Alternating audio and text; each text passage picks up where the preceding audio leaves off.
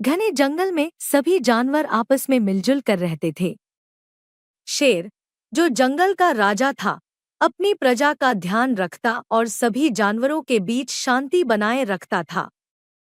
शेर का सबसे अच्छा दोस्त हाथी था, जो शेर के सभी निर्णयों में उसका साथ देता था। दोनों की दोस्ती पूरे जंगल में मशहूर थी। एक दिन जंगल में एक चालाक लोमड़ी आई।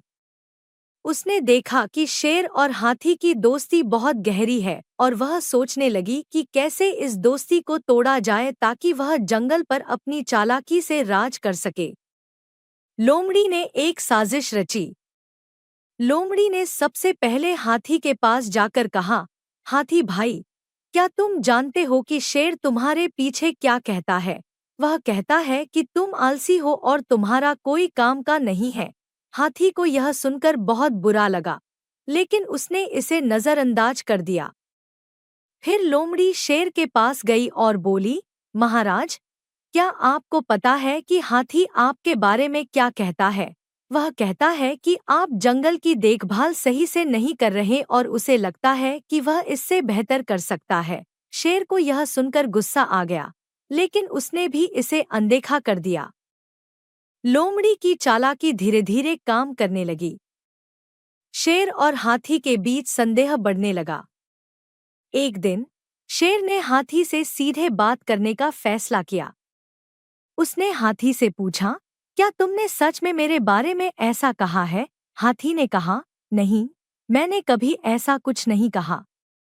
लेकिन लोमड़ी ने मुझे तुम्हारे बारे में कुछ बातें बताई थी।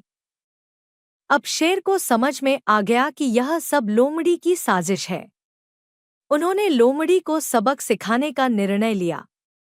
अगले दिन शेर और हाथी ने लोमड़ी को बुलाया और कहा, हमने सुना है कि तुमने हमारे बीच गलतफहमी पैदा करने की कोशिश की है। लोमड़ी ने अपनी चालाकी से बचने की कोशिश की, लेकिन शेर और हाथी ने मिलकर उसे जंगल से बाहर निकाल दिया।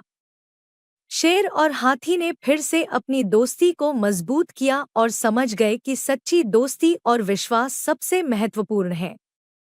जंगल में फिर से शांति और खुशी लौट आई और सभी जानवर पहले की तरह मिलजुल कर रहने लगे।